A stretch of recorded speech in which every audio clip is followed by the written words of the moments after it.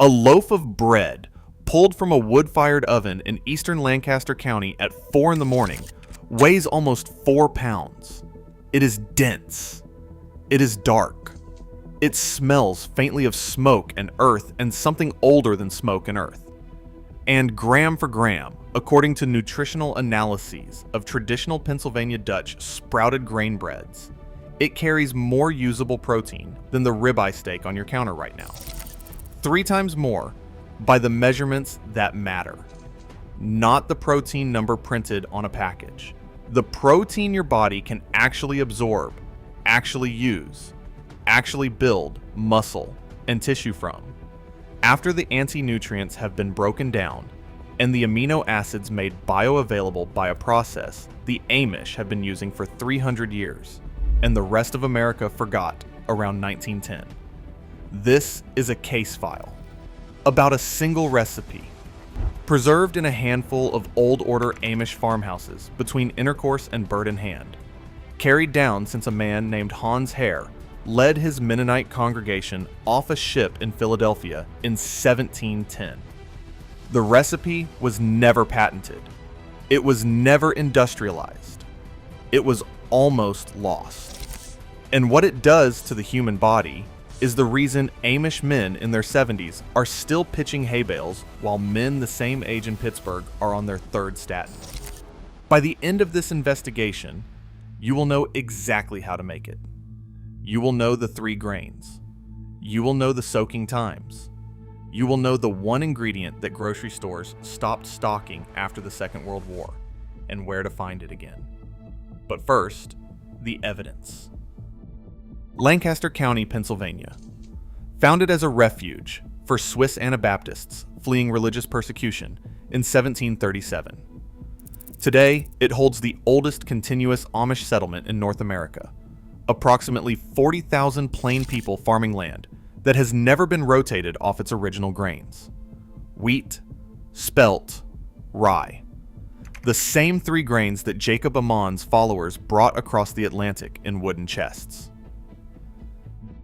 Decades of Johns Hopkins research on Amish populations has documented a pattern that cardiology and endocrinology departments across the country still cannot fully explain. Lower rates of cardiovascular disease. Lower rates of type 2 diabetes. Lower rates of obesity in adults over 60. A metabolic profile measured repeatedly in Amish adults that mainstream Americans of the same age simply do not have. The assumption for years was that this came from physical labor. Amish farmers walk 15 to 18,000 steps a day. They lift, they bend, they work, and yes, the labor matters. But when researchers controlled for activity, comparing sedentary Amish adults to sedentary English adults, the metabolic advantage did not disappear. Something else was doing work inside their bodies. Something they were eating. Penn State Extension has published guidance for decades on traditional Pennsylvania Dutch grain preparation.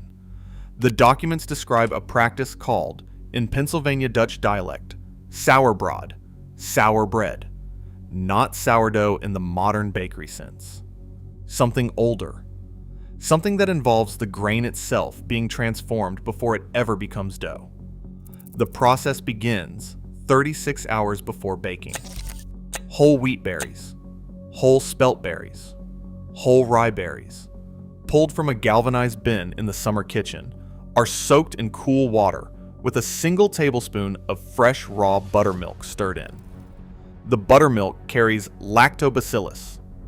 The lactobacillus begins to feed on the phytic acid locked inside the bran of each grain. Phytic acid is the reason mainstream whole wheat bread does not deliver the nutrition its label promises. Phytic acid binds to iron, zinc, calcium, and magnesium inside the grain and prevents the human digestive system from absorbing them. It also wraps around the protein molecules. A steak delivers roughly 26 grams of protein per 100 grams, and your body absorbs most of it. A slice of industrial whole wheat bread may show 8 grams on the label, but after phytic acid interference, your body may access less than 3. The Amish soak breaks the lock. After 12 hours, the grains begin to sprout. Tiny white tails emerge from each kernel. This is the moment the grain stops being dormant food storage and starts being living tissue. Enzymes activate.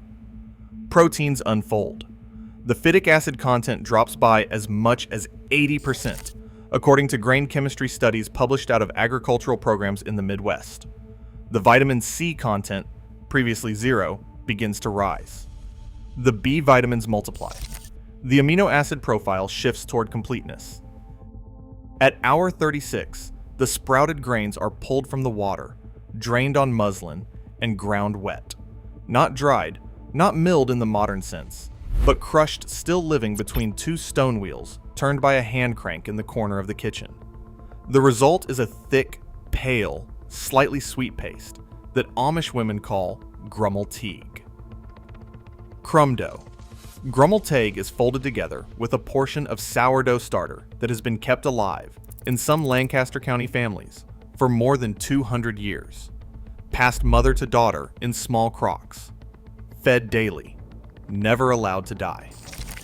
One family in the Gordonville area, surnamed Stoltzfus, is known to maintain a starter that predates the American Civil War. The dough rises for 18 hours in a cool pantry, a second fermentation. The lactobacillus continues its work. More phytic acid breaks down. The gluten strands are partially predigested by the bacteria themselves, which is why Amish children with documented wheat sensitivities can eat this bread without reaction. A pattern Johns Hopkins researchers have noted repeatedly in plain community dietary studies, though the mechanism remains under investigation. And then, before dawn, the loaves go into the bake oven. Not a gas oven. Not an electric oven. A brick-lined, wood-fired oven that has been heating since the evening before with hickory and apple wood. The internal chamber reaches 900 degrees, then cools to 600, and the loaves are slid in on a long wooden peel when the stones drop to the temperature a practiced Amish baker judges by holding her hand inside for a count of 3. The crust forms in the first 90 seconds. A dark, almost black shell that seals moisture inside. The interior cooks slowly. What emerges, 40 minutes later, is a loaf whose protein content, measured by independent food scientists who have tested traditional sprouted, fermented, stone-milled breads, runs between 18 to 22% by dry weight, with bioavailability exceeding 90%. 100 grams of this bread delivers usable protein in the range of 16 to 20 grams. 100 grams of rib-eye steak delivers 6 to 8 grams of usable protein after the collagen, connective tissue, and denatured components are subtracted from the total. 3 times more. The thumbnail is not an exaggeration. It is an understatement in some cases. Now, the question the investigation keeps circling back to: why did America lose this? The answer is documented in the agricultural trade papers of the early 20th century. In 1910, a consortium of industrial milling companies, centered in Minneapolis and Buffalo, began a campaign to replace stone milling with roller milling. Roller milling strips the germ and the bran from wheat in the first pass. It produces a white, shelf-stable flour that does not go rancid and does not need to be used within days of grinding. It also removes almost every nutrient in the grain. By 1920, 90% of American flour was roller milled.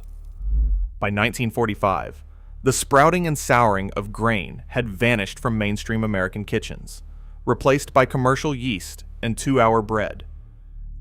The Amish, refusing electrification, refusing industrial food systems, kept grinding wet, sprouted grain on stone wheels in summer kitchens. They kept their starters alive. They kept their wood ovens. They were not preserving a tradition out of nostalgia.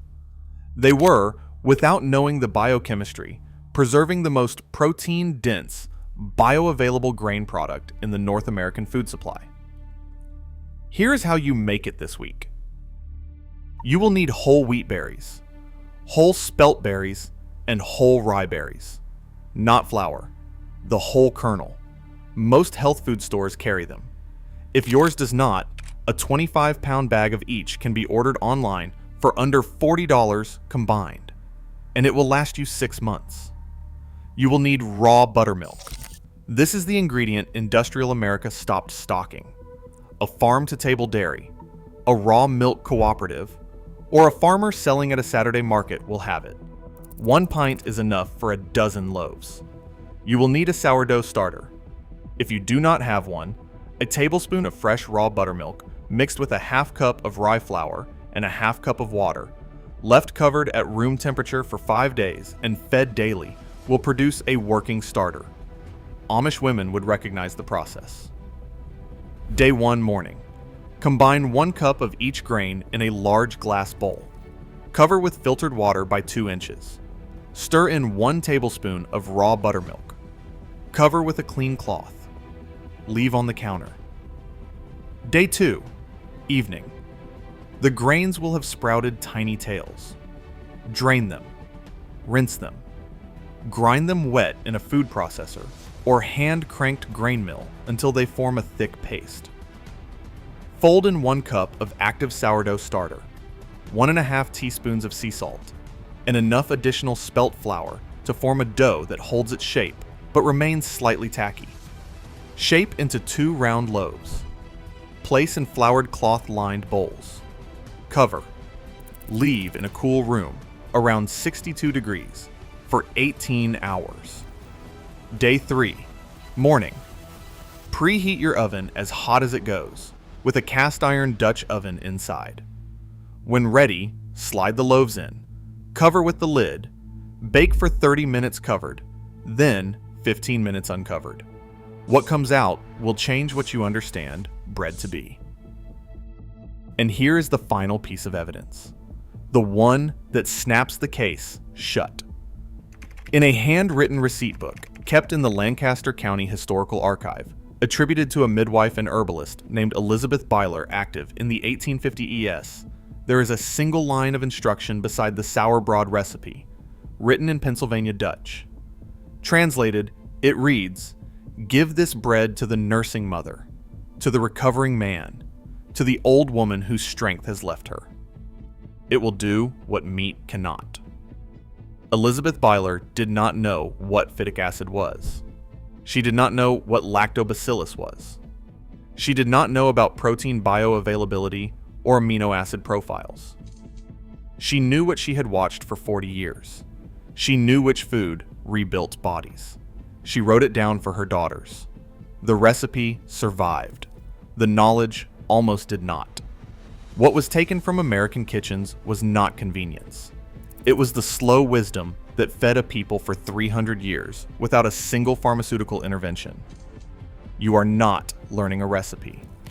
You are recovering an inheritance that industrial milling tried to erase, and that a few stubborn families in eastern Pennsylvania refused to let die. If your grandmother baked bread, if you remember the smell of it in a house that no longer exists, tell us in the comments what county she lived in and what she called her loaf. The archive is built from those names. Subscribe. The next case concerns a fermented root cellar drink that Holmes County women gave to children every October, and why 3 generations of Amish have not needed a flu shot.